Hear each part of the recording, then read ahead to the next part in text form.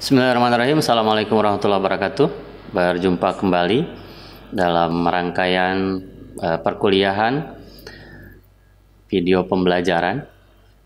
Hari ini kita masuk pembahasan dalam mata kuliah Hukum Acara dan Praktik Peradilan Tata Negara. Subbahasan terkait dengan hukum acara sengketa kewenangan antar lembaga negara. Kita mulai dari latar belakang. Seperti yang kita ketahui bersama, di dalam negara-negara dimanapun di dunia, kekuasaan pemerintahan negara itu atau kekuasaan negara itu dibagi ke dalam beberapa lembaga atau banyak lembaga negara. Hal ini dimaksudkan pembagian atau pendistribusian kekuasaan itu dimaksudkan untuk mencegah terjadinya konsentrasi kekuasaan pada satu pihak saja. Sebagaimana satu adagium yang dikemukakan oleh Lord Acton, power tends to corrupt, absolute power corrupt absolutely. Jadi semakin kekuasaan itu terpusat, terkonsentrasi, maka kecenderungannya untuk disalahgunakan semakin besar. Untuk itulah kemudian muncul ide pendistribusian atau pemisahan kekuasaan ke dalam lembaga-lembaga negara.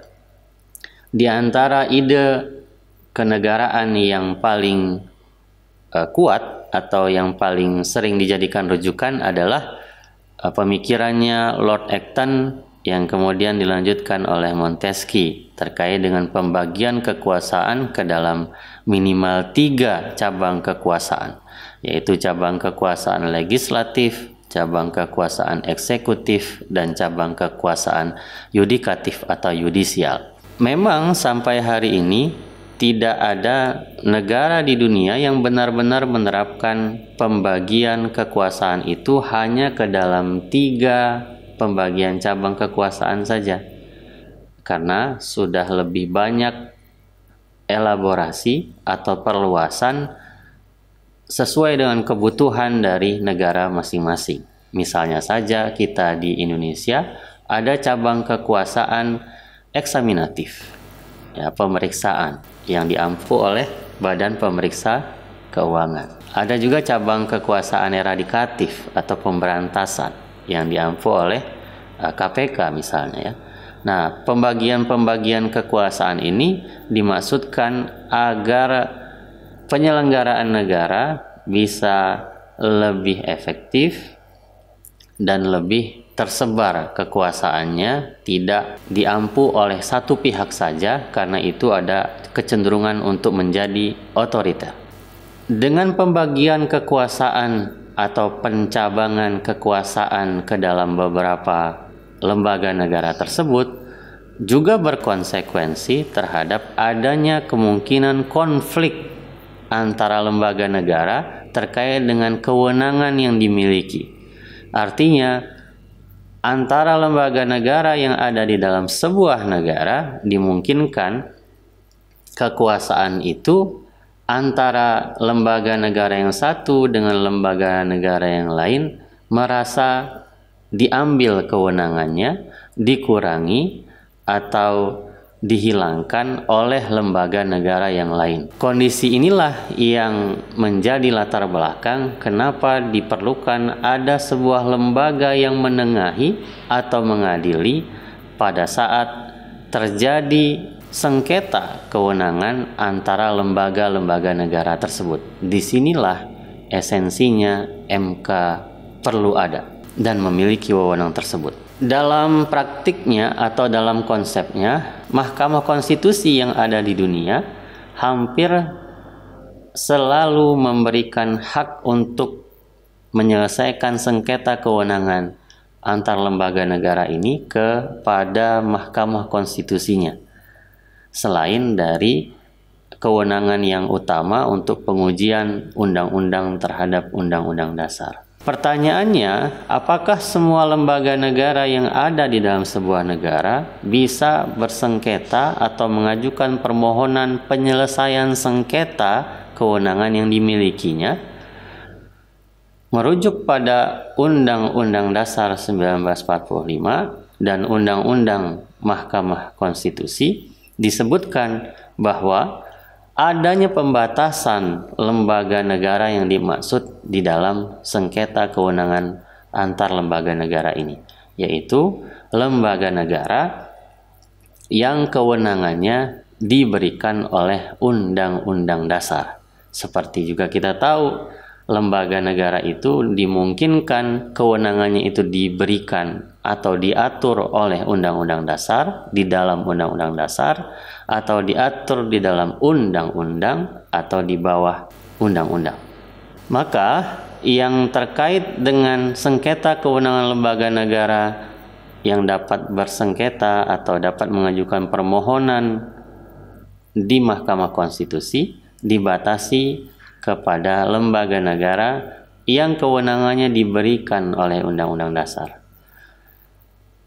Ada beberapa pendapat terkait dengan hal ini. Kalau kita rujuk misalnya dari pendapat Abdul Mukhti Pajar, yang dimaksud dengan lembaga negara yang kewenangannya diberikan oleh Undang-Undang Dasar itu, menurut beliau, bisa dibagi menjadi 3 penafsiran. Yang pertama, penafsiran yang luas. Maka lembaga negara yang kewenangannya diberikan oleh Undang-Undang Dasar ini adalah seluruh lembaga negara yang namanya dan kewenangannya disebut atau tercantum dalam Undang-Undang Dasar 1945. Itu penafsiran yang pertama. Penafsiran yang kedua, penafsiran yang bersifat moderat. Apa yang dimaksud dengan penafsiran moderat ini? Pembatasan pada apa yang dulu dikenal dengan lembaga tertinggi dan lembaga tinggi negara.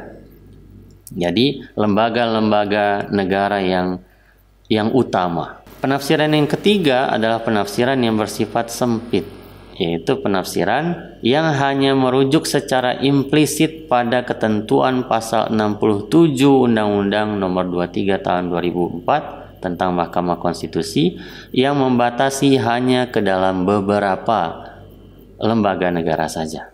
Itu menurut Abdul Mukhti Pajar. Sementara kalau kita merujuk pada pendapat Jimli Asidiki, maka tidak kurang dari 34 organ atau lembaga negara yang disebut keberadaannya dalam Undang-Undang Dasar 1945. Dengan kata lain, ada 34 organ negara yang mungkin untuk mengajukan permohonan penyelesaian sengketa kewenangan di Mahkamah Konstitusi.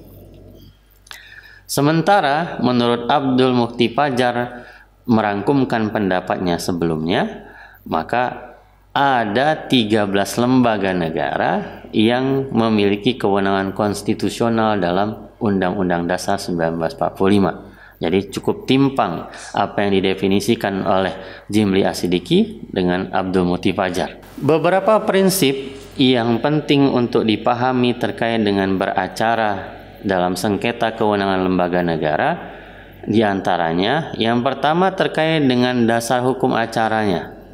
Kita bisa mengetahui bagaimana pedoman beracara dalam sengketa kewenangan antar lembaga negara ini atau sengketa kewenangan konstitusional lembaga negara ini di dalam Peraturan Mahkamah Konstitusi Nomor 8 Tahun 2006. Wewenang memutus sengketa kewenangan lembaga negara pada hakikatnya adalah memutus kewenangan suatu lembaga negara yang dipersengketakan konstitusionalitasnya.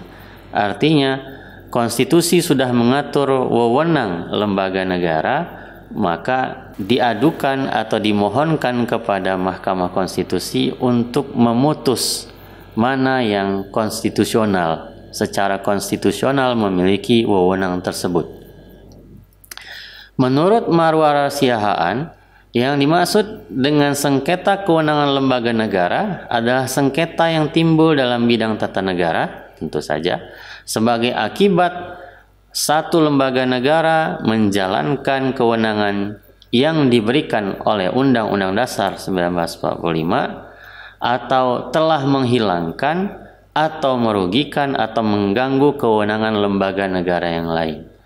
Jadi yang didefinisikan sebagai sengketa adalah kalau ada kewenangan lembaga negara tertentu yang merasa dihilangkan, dirugikan, atau diganggu oleh lembaga negara yang lain. Prinsip selanjutnya yang penting untuk dipahami dalam beracara dalam hal sengketa kewenangan lembaga negara adalah adanya asas praduga keabsahan, presumptio iuste causa.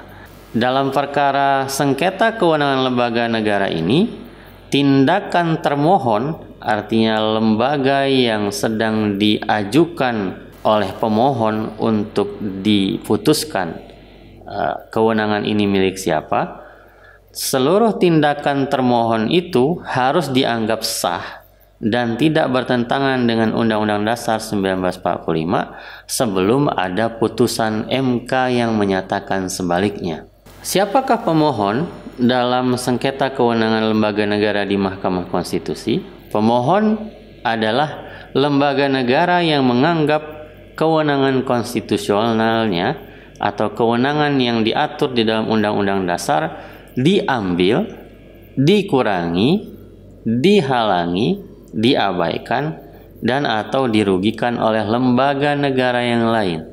Jadi lembaga negara manapun yang merasa kewenangannya diatur di dalam Undang-Undang Dasar tapi kemudian dikurangi, dihalangi, diabaikan, atau dirugikan oleh lembaga negara yang lain, maka dia berhak untuk beracara untuk mengajukan permohonan sengketa kewenangan tersebut ke Mahkamah Konstitusi. Secara lebih limitatif, kita bisa ikuti di dalam pasal 2 ayat 1 Peraturan MK nomor 8 tahun 2006 bahwa lembaga negara yang dapat bersengketa kewenangan lembaganya dibatasi ke dalam DPR, DPD, MPR, Presiden, BPK, Pemda. Namun di ujung dari pernyataan limitatif ini dibuka kembali kemungkinan adanya lembaga lain yang dapat mengajukan permohonan sengketa kewenangan lembaga negara,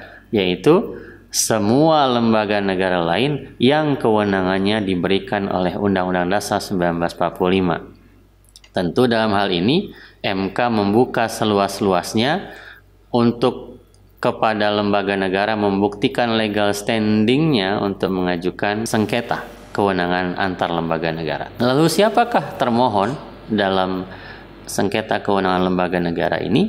Sebaliknya dari pemohon tadi, yaitu lembaga negara yang dianggap telah mengambil atau mengurangi atau mengabaikan, menghalangi, dan merugikan pemohon. Prinsip selanjutnya yang penting untuk diketahui bahwa untuk beracara di sengketa kewenangan lembaga negara ini, pemohon harus membuktikan atau menguraikan dengan jelas apa kepentingan langsungnya terhadap kewenangan yang dipersengketakan. Jadi harus jelas bahwa lembaga yang memohonkan itu, pemohon, membuktikan legal standingnya. Dan harus jelas juga menyatakan lembaga mana yang menjadi termohon. Jadi alasan-alasan yang menggambarkan bahwa kewenangannya sudah diambil, dikurangi, dihalangi oleh lembaga yang lain harus diurai oleh pemohon. Siapa yang dikenakan beban pembuktian dalam sengketa kewenangan ini? Beban pembuktian yang utamanya adalah kepada pihak pemohon. Namun untuk alasan-alasan tertentu, majelis hakim di Mahkamah Konstitusi dapat juga memberikan pembebanan pembuktian itu kepada termohon, tergantung dari kebutuhan di persidangan. Prinsip yang juga tidak kalah penting untuk dipahami adalah aturan di dalam pasal 63 Undang-Undang Mahkamah Konstitusi. Jadi meskipun ada asas praduga keabsahan tadi, MK dapat memerintahkan dalam putusan sela untuk kepada termohon menghentikan sementara pelaksanaan kewenangan yang dipersengketakan itu sampai ada putusan MK. Dan terakhir, pasal 64 ayat 3 Undang-Undang MK yang menyatakan terkait dengan bentuk dari pengabulan permohonan. Manakala MK sudah menyatakan satu kewenangan itu, kewenangan konstitusional itu dimiliki oleh sebuah lembaga negara, maka di saat itulah termohon, kalau tadi MK menyatakan permohonan dari pemohon ternyata dapat dibuktikan, maka termohon harus menyerahkan kewenangan itu atau tidak boleh lagi mengampu kewenangan yang dipersengketakan. Dalam hal ini, pemohonlah sebagai pengampu yang sebenarnya. Beberapa hal inilah yang penting untuk dipahami dalam beracara dalam sengketa kewenangan lembaga negara di Mahkamah Konstitusi. Detailnya tentu saja dapat dibaca, dapat diikuti di dalam peraturan Mahkamah Konstitusi nomor 8 tahun 2006 tentang pedoman beracara dalam sengketa kewenangan lembaga negara. Demikian materi kita pada hari ini, mudah-mudahan menambah wawasan. Assalamualaikum warahmatullahi wabarakatuh.